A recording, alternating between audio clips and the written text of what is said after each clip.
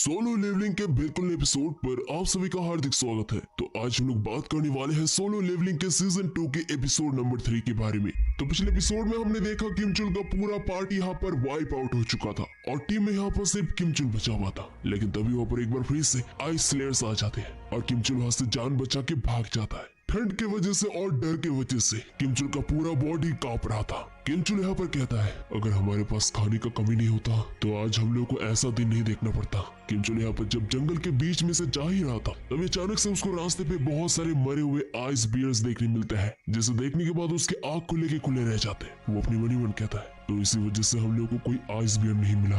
क्या ये काम दूसरे टीम वालों का है? नहीं, ये इम्पॉसिबल है। शायद इनको आइस स्लेयर्स नहीं मारा है। इसके बाद किमचुल एक बार फिर से जंगल की तरफ भाग जाता है। इसके बाद हमें एक बार फिर से डंजन के बाहर ले जाया जाता है। यूएस का इस रैंक का हंटर वांग दाओसू और कोरिया का इस रैंक का हंटर बाइक यूनहो, वो दोनों आमने सामने थे। उन दोनों का ऑरा यहाँ पर बहुत ही ज्यादा डरावना था। बाइक यूनहो यहाँ पर अपने वाइल्ड बीस्ट फॉर्म पे आने लगते हैं और वो दोनों अपना पूरा जोर लगा के अपने हाथों से हेड ऑन फाइट लेते हैं। आसपास का एरिया दो इस रैंक के हंटर की वजह से कांप उठता है, लेकिन तभी बीच में उन दोनों को रोकने के लिए आ जाता है जिनचुल। जिनचुल यहाँ पर कहता है, अगर आप दोनों ने अपना पूरा पावर इस्तेमाल किया होता तो शायद आज मेरे हाथ जिंदा नहीं रहते। मैंने सबसे पहले संग जिन्हो को सस्पेक्ट किया था कि उसे दोबारा पावर मिले, लेकिन ऐसा कुछ भी नहीं है। हमने उसके ऊपर टेस्ट किया है और उसके टेस्ट रिजल्ट बिल्कुल पहले की तरह ही है। हंटर वाइंग दाओसू का भी हमारे बीच में नहीं है, लेकिन संग जिन्हो एक स्ट्राइक स्क्वाड को अकेले के दम पे मारने के काबिल नहीं है। वाइंग दाओसू कहता है, हाँ मैं पहले से जानता हूँ, डंजन के अंदर यूजिन कॉन्स्टेंशन के बेटे ने ही शायद कोई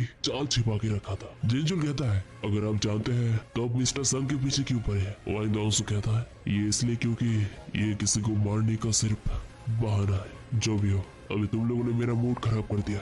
इसके बाद वाइंग दाओसू वहां से चला जाता है, लेकिन यहाँ पर मिस्टर आहान अपने मन ही मन कहता है, मैंने ही मिस्टर संग जिन्हो की असली एबिलिटीज को देखा है और मैं जानता हूँ वो डंजन से जिंदा वापस जरूर लौट के आएंगे। इसके बाद एक बार फिर से हमें डंजन के अंदर ले जाया जाता है। किमचुल यहाँ पर भागते वक्त जिन्हो के ग्रुप के पास आ जाता है, लेकिन वो देखता है कि दूसरी टीम यहाँ पर बिल्कुल सही सलामत है। वो लोग आपस में हंसी मजाक कर रहे हैं और शांति से खाना खा रहे हैं। ये देखकर किमचुल बहुत ही ज्यादा शौक हो जाता है। वो अपने मन ही मन कहता है, ये सब क्या हो रहा है? वो सभी लो रैंक के हंटर्स हैं, आखिरकार वो लोग अभी तक जिंदा कैसे हैं? उन लोगों के पास गर्म कपड़े हैं, खाना है, उन लोगों के पास सारी जरूरत की चीजें होने के बावजूद भी उन लोगों ने सिर्फ अपने लिए वो सारी चीजें बचा के रखे।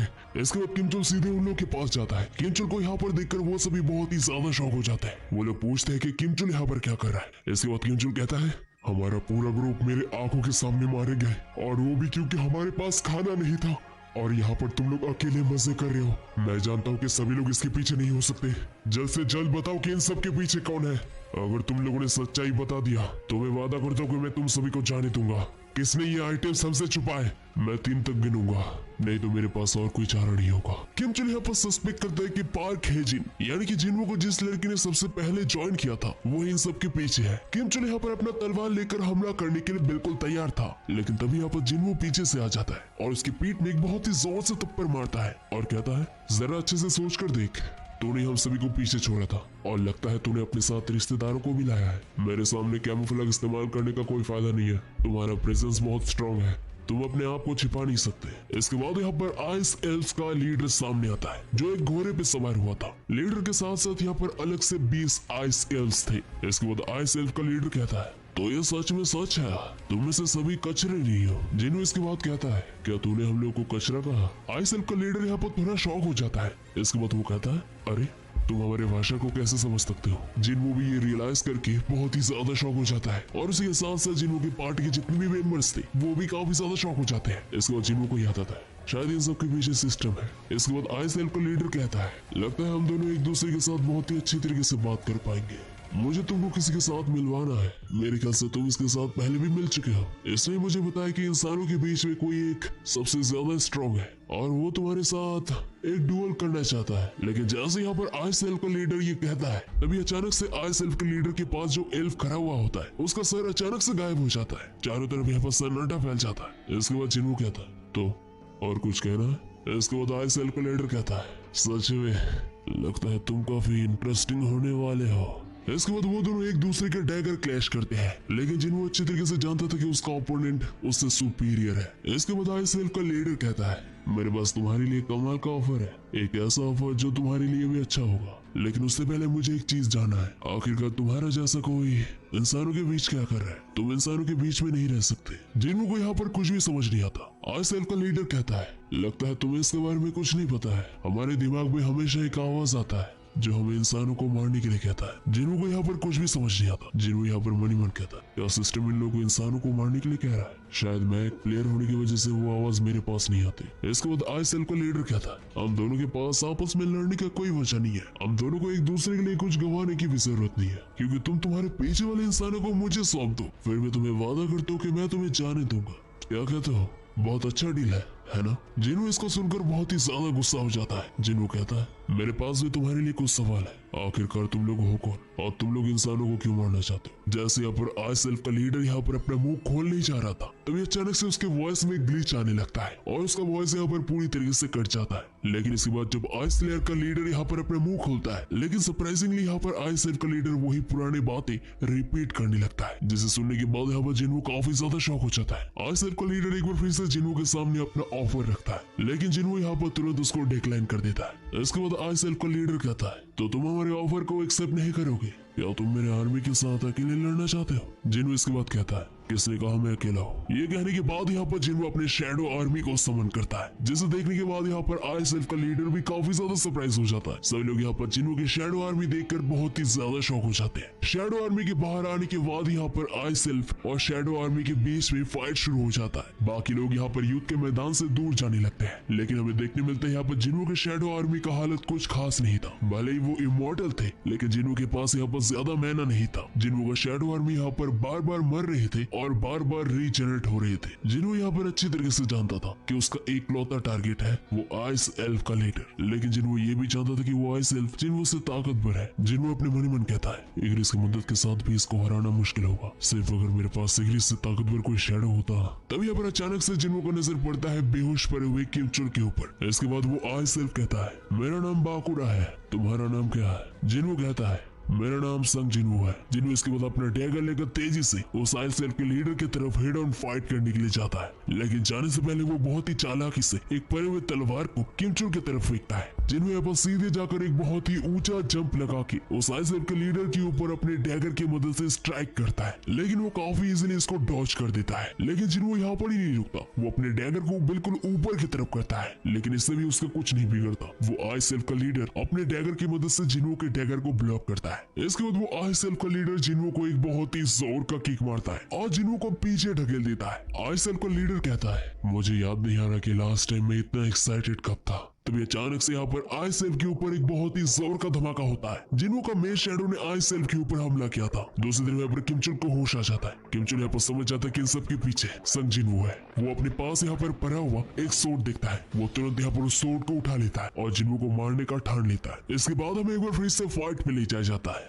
जिन्हों यहाँ पर कहता है, अभी बहाना बंद करो, मैं जानता हूँ कि एक हमला तुम्हें मारने के लिए काफी नहीं है। इसके बाद वो आईएसएलएफ बहुत ही तेजी से दौड़कर जिन्हों की तरफ आता है। वो आईएसएलएफ कहता है, क्या तुम्हारे सोल्जर्स इतना ही कर सकते हैं? एक तरफ यहाँ पर आईएसएलएफ का लीडर जिन्हों के पास आ रहा था, दूसरी तरफ पर जिन्हों के पीछे से किम चुल आने लगता है, लेकिन तब अचानक से जिन्हों एक स्माइल करता है, जिसे देखने के बाद वो आईएसएलएफ भी बहुत ही ज्यादा शॉक हो जाता है। और इसके बाद जिन्हों इग्रिस को बुलाता है। इग्रिस यहाँ पर सीधे किम चुल के सामने अपीयर होता है और अपने सोर्ड की मदद से किम चुल को मौत के घाट उतार देता है। जिन्होंने यहाँ पर जानबूझ के ये सब कुछ पहले ही प्लान किया था। किम चुल भी यहाँ पर समझ जाता कि ये सब कुछ संग जिन्हों का ही प्लान किया हुआ था। ये सब देखकर वो आईएसएलएफ हंसने लगता है। वो कहता है, वाह तुम सच में कमाल के हो, लेकिन इससे तुम्हारा किस्मत नहीं बदलने वाला है। किम चुल के मरने के बाद यहाँ पर जिन्हों उसका शैडो एक्सट्रैक्ट कर लेता है। जिन्हों यहाँ पर किम चुल को आयरन नाम देता है, लेकिन जब यहाँ पर जिन्हों किम चुल को नाम देने पे बिजी था, तभी यहाँ पर इसी मौके का फायदा उठाकर उस आईएसएलएफ का लीडर जिन्हों के ऊपर हमला बोल देता है। वो एल्फ कहता है, तुम्हें क्या लगता है तुम अपने सिर्फ एक सोल्जर से मुझे हरा सकते हो?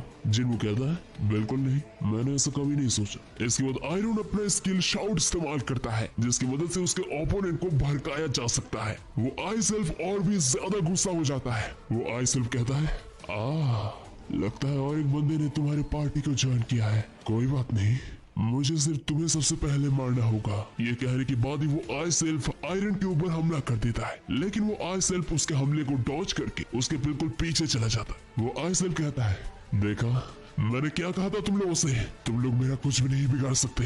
लेकिन इसके बाद जिन्हों कहता है, अच्छा तो टीम के बारे में क्या ख्याल है। दूसरी तरफ यहाँ पर संग जिन्हों का फाइट देखकर सभी लोग बहुत ही ज्यादा शौक हो जाते हैं। किसी को कोई आइडिया भी नहीं था कि हंटर सच में ऐसे फाइट कर सकते हैं। इसके बाद इग्रिस एक्शन में आता है और सीधे अपना सोर्ड लेकर उस आई सेल्फ की तरफ स्ट्राइक मारता है, लेकिन वो आई सेल्फ इसको डॉज कर देता है। लेकिन इसी मौके का फायदा उठाकर जिन्हों उस आई सेल्फ के बिल्कुल पीछे चला जाता है और अपने डैगर की स्पेशल एबिलिटी की मदद से उसको स्टैब करता है, जिसके बाद वो आई सेल्फ पैरालाइज हो जाता है। लेकिन इससे भी उस आई सेल्फ को कुछ भी फर्क नहीं पड़ता। वो तुरंत अपने कदमों को पीछे ले लेता है। वो कहता है, मैंने जैसे कि सोचा था, तुम सभी के सभी कचरे हो। आई सेल्फ का रेजिस्टेंस हाई होने की वजह से जिन्हों का यहाँ पर पैरालाइज अटैक काम नहीं आता। इसके बाद जिन्हों कहता है, ऐसे बच्चों की तरह कंप्लेन ना करके अपने आसपास देखो। इसके बाद वो आई सेल्फ अपने आसपास देखता है। वो देखता है कि उसका पूरा का पूरा आर्मी खत्म हो चुका है। ये देखकर वो आई सेल्फ और भी ज्यादा गुस्सा हो जाता है। वो कहता है, अगर मैं तुझे मार दूं तो तेरा आर्मी भी नहीं बचेगा। ये कहने के बाद ही वो आई सेल्फ जिन्हों की तरफ बहुत ही तेजी से आता है। जिन्हों अपना डैगर लेता है और वो सरप्राइजिंगली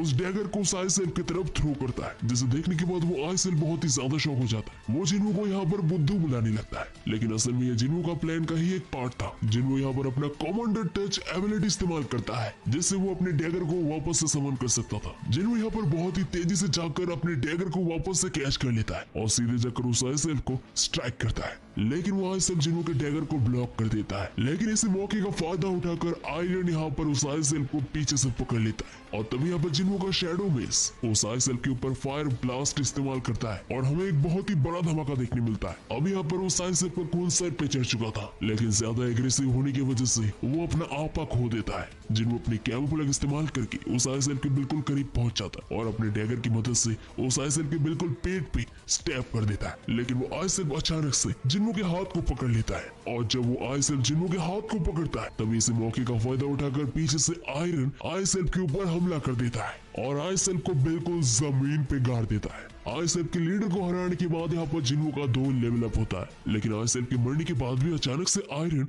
उस आई सेल्फ के ऊपर एक बार फिर से हमला करता है। जिन्हों यहाँ पर तुरंत उसको रोकने के लिए कहता है। जिन्हों यहाँ पर मणिमन कहता है, लगता है शैडो बढ़ने के बाद भी ये बुद्धू ही रह गया, पता नहीं इसका लेवल अप होने के बाद इसका क्या होगा। इसके बाद जिन्हों के शैडोस एक दूसरे की तरफ देखते हैं और अचानक से वो लोग हाथ ऊपर करके सेलिब्रेट करने लगते हैं। इसके बाद जिन्हों कहता है, चलो सभी लोग वापस चल। इसके बाद अचानक से यहाँ पर डंजन के अंदर जाने का गेट अपीयर हो जाता है। सभी लोग एक बार फिर से घर जा पाएंगे ये देखकर बहुत ही ज्यादा खुश हो जाते हैं एंड यहीं पर ये डंजन क्वेस्ट खत्म होता है। And that's it for the episode number 3। तो एपिसोड नंबर 3 तुम्हें कैसा लगा जरूर मेरे को ऑब्वियसली कमेंट करके बताओ एंड वीडियो को लाइक करो, चैनल पर नए तो चैनल को सब्सक्राइब करो। तो गाइस मिलता है वीडियो के साथ, तब तक के लिए बाय बाय।